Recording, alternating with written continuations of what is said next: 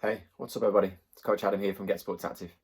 Remember, before we get active, click on the subscribe button below, give us a thumbs up and share with your friends. This is no joke. My right knee's in absolute agony.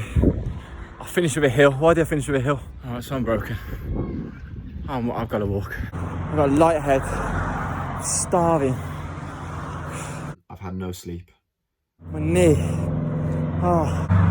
So I think I'm done. I'm gonna try and just get this one done. I'll try and get back into a jog. Come on.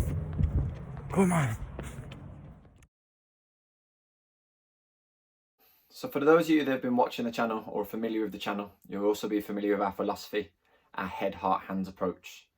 Now for our head element, we're talking about your theoretical knowledge and then the jobs that you can perform with the knowledge that you've got. For our hands element, we're talking about the skills that you develop and the physical attributes that you have. And for the heart element, we're talking about your values, but also your mindset. And mindset is something that we haven't really discussed and something we haven't really spoke about too much. So when we're looking at your mindset, we're looking to see whether you have what's called a growth mindset or whether you have what's called a fixed mindset.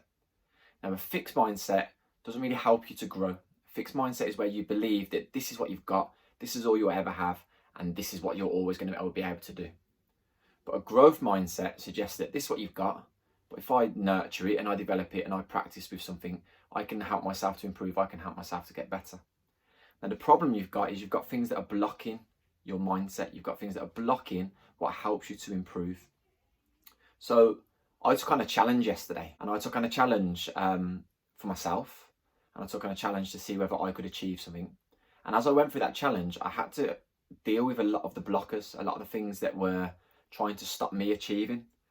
Things that try and stop you achieving are things like criticism, and it depends on the way that you react to the criticism. So if I received criticism during my challenge yesterday, did I shut down and stop, or did I take the advice that I was given and grow and learn from it? Other things are things like motivation. So you'll see when I completed my challenge yesterday, the motivation was hard. It was hard to get yourself going, or it's hard to find something to motivate you to do it. But are you the person that goes, I haven't got any motivation, I can't get this done? Or you're the kind of person that can pick yourself up and get things done, get things finished? And then challenges and obstacles. How well do you deal with a challenge? If someone sets you a challenge, do you turn around and say, that challenge is hard, I can't do that? Or do you find a way of overcoming it? Do you find a way of achieving it? Same with obstacles. If there's something in your way and there's something blocking you, do you stop? Or do you find a way of getting past it? Do you find strategies to overcome it?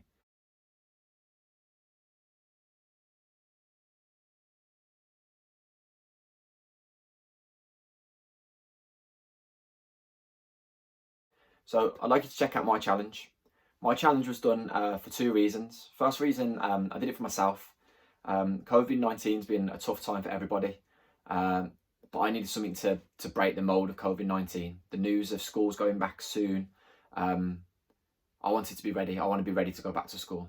So to get myself ready, I've set myself a challenge, or took on this challenge. And the aim of this was to get me both physically ready. So I want to be ready to go back to school physically. But also to get me mentally ready. I want to be prepared for any challenges I might face when I go back to school. And the second part is I also want to try and do my bit to raise some money for charities. I know lots of people have put some fantastic efforts in, and you've probably seen lots of inspirational stories on the news. I didn't really feel like I've done my bit, or I feel like I could do more to contribute. So at the end of this video, there is a Just Giving page. If you could donate anything to help raise money for these charities, I will be forever grateful. And I'm sure Moores Force, who are the guys that set this up, will be grateful as well. So check out my video, check out my mindset, see if you can see some of the challenges and obstacles that are in my way. And this is how I got on.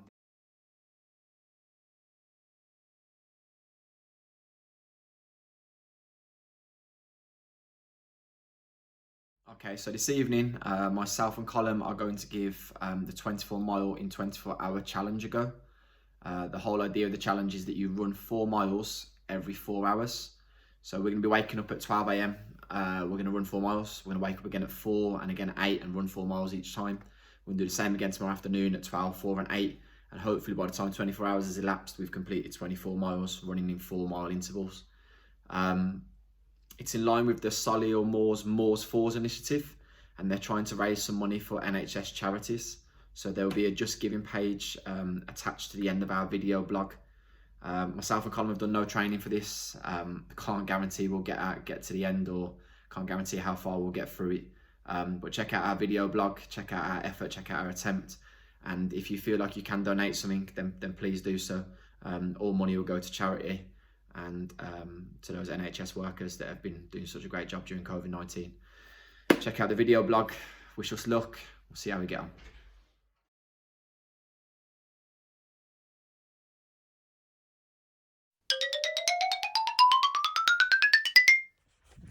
Okay, so it's 12 o'clock and it's the start of the first run. Just making my way down towards Column now. It's freezing, it's dark. Wish us luck. See you in a bit. So here's Column, just coming towards me now.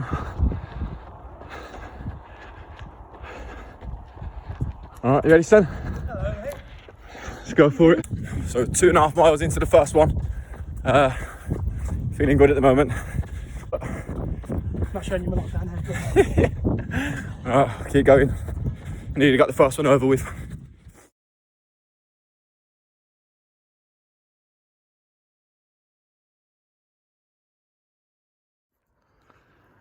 Alright, so that's the first one done. 1 down, 5 to go. Weren't too bad the first one. It's quite a nice run at night, it's nice and cool. See how we get on. Colin's just finishing his first one off now. Back at it in about 3 hours. Little walk home, a bit of cool down. Let's keep going. Okay, so it's 3:50. Alarm's just gone off. I woke up at about 1:45. I've got the kit on, ready to go. Run number 2. Let's have it. Okay, so start of run number 2. It's absolutely freezing. There's frost on the cars. It's a lot colder than the first one. But I'm gonna make my way up and over to Column again. Try and get another 4 miles done. I'll let you know how we get on. Moon looks good. Stars look good. Alright, see you in a bit. Get some sleep. Yeah, just a little bit. No, I haven't actually. Did you not? No, lay down. Lay down, can't get any sleep. Oh god. Alright, so we're 2 miles into the second run. Sun looks like it's starting to come up. Doing alright. 2 miles to go. Try and get a bit of kip. Get ready for run number 3. Come on, the boys.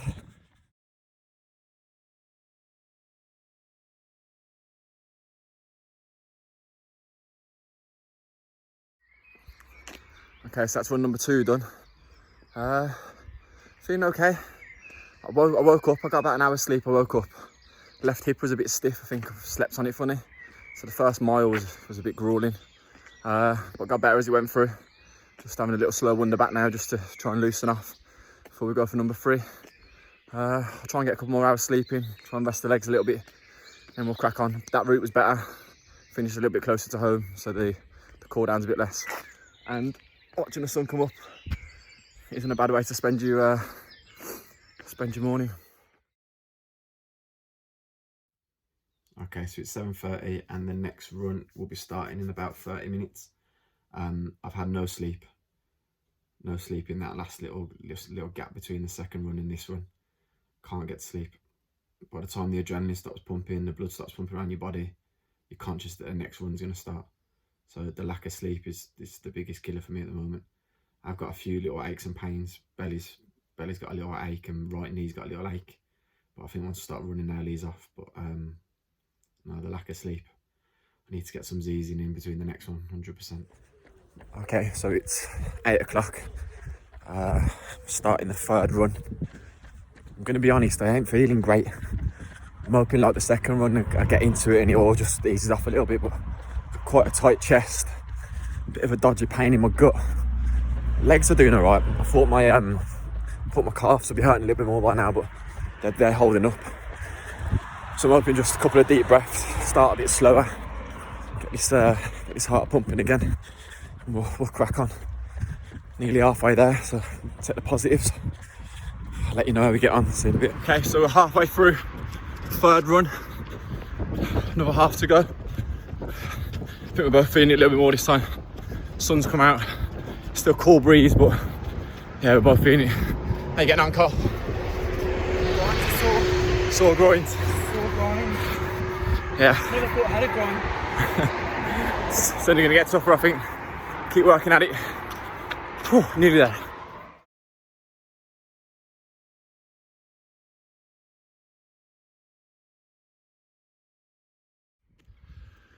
Okay, so that's the third run done. It's getting tougher. Pace has dropped a little. Still going under 40 minutes, but I'd imagine that's going to go the next time. Really need some sleep here. If I can get in, have a quick shower, get myself into my own bed, get 3 hours in, I'll hopefully get through number 4. Body's doing okay. That pain I had in my chest and in my stomach's gone.